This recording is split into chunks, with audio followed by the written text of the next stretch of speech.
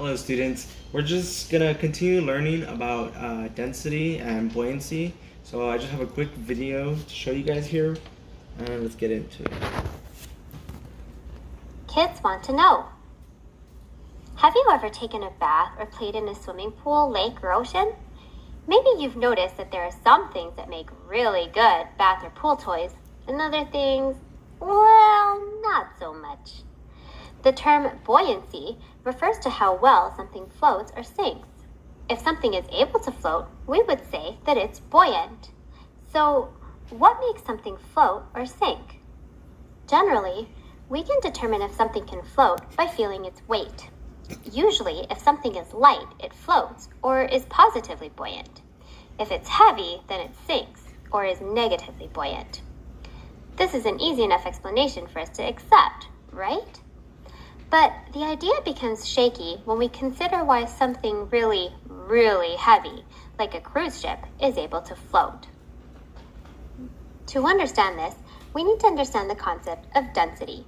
Density is the amount of stuff or mass something has inside of it, compared to its volume or size. For example, if we look at this bucket full of sand, we would say that it's more dense than this identical empty bucket, because the bucket full of sand has more stuff. It's got more mass.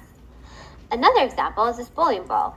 It has more mass than a basketball because a basketball is full of air, but a bowling ball is full of stuff. So even though the bowling ball is smaller, it's more dense than the basketball.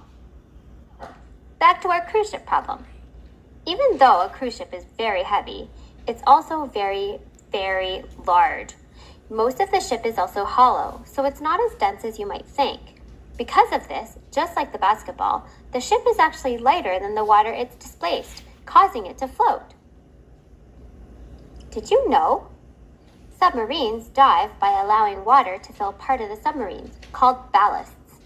The air gets vented out until the density of the sub is enough to make it sink. Ships also use ballasts for balance. Without them, they have a tendency to tip in windy weather. Thanks for watching, and don't forget to subscribe. As you can see from that video that we just watched, there's a lot that goes into whether or not an object is dense or buoyant. I know just by the outside appearance, it may seem like an object that is really big wouldn't float compared to an object that is much smaller. But as shown in the video, for example, a basketball was much bigger than a bowling ball, but because the bowling ball had more mass inside, then the bowling ball sunk while the basketball floated. Or things such as a cruise ship. Because the cruise ship is filled with empty space, it doesn't have a lot of mass, which allows it to float in the water. So I have another quick video to show you guys covering, just getting a little bit deeper into mass, weight, and volume. So let's get into that. Density facts. A can of Diet Cola will float, and a can of regular cola will sink when placed in water. You see, in the same amount of fluid ounces, there are more atoms in the can of regular cola. The main ingredients in cola are carbonated water and sugar. So each can has the same amount of water molecules, but in the same space, the regular cola has additional molecules from the sugar. Putting more atoms in the water forces the molecules to be more dense, making the cola sink. Hot air balloons fly because of density. Just like all matter, air is made up of atoms and molecules. When air inside the balloon is heated, it expands or gets bigger. So compared to the air around the balloon, the atoms inside have more room to move around and as a result are not as tightly packed together. The air inside the balloon is less dense than the surrounding air, and the balloon becomes buoyant. When it's time to land, the pilot stops heating the air, and as it cools, it contracts to match the density of the surrounding air. The effects of gravity go to work and bring the balloon down to Earth. If an object is cut in half, its density remains the same.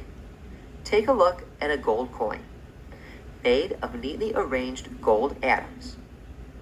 When cut in half, the tightness of the atoms does not change. Whether you have a half of a coin or a complete gold coin, the density stays the same. Ice floats because of density. When water freezes, it expands. Just like the expanding air in the hot air balloon, water molecules in expanding ice spread further apart. The atoms in ice are not as tightly packed together as they are in the liquid phase. If we observe an iceberg, notice about 92% of the iceberg is below the waterline. This means that the density of ice is 0.92. Density. As you can see in that video, even molecules have an effect on whether an object is buoyant or dense. For example, the Coke cans, the regular Coke and the Diet Coke. Because the Diet Coke didn't have the sugar molecules inside, it allowed the Diet Coke can to float, compared to the regular Coke can where the sugar molecules were taking up space, which didn't allow the air molecules to expand from inside, causing it to be heavier. For this one, we're just going to be looking at the quick definitions of these terms. So mass, which is the mass refers to the amount of matter that an object, whether liquid, gas, or solid, contains. So that's like, for example, with the bowling ball, how the bowling ball has a lot of mass inside of it, causing it to sink, compared to the basketball, which is just filled with air, which allows it to float. Then you have weight. Weight refers to the pull of gravity on an object. Because gravity changes through the solar system from planet to planet, an object's weight doesn't remain constant. So it's pretty self-explanatory. Weight is just how heavy an object is, and the effect that gravity has on it. So if it's a big effect, the gravity effect on an object, then that can cause it to sink or not sink if it isn't that great. And then you have volume. Volume refers to the amount of space that an object takes up. Liquid volumes are measured in liters and milliliters. Solid volumes are measured in meters cubed or centimeter cubed.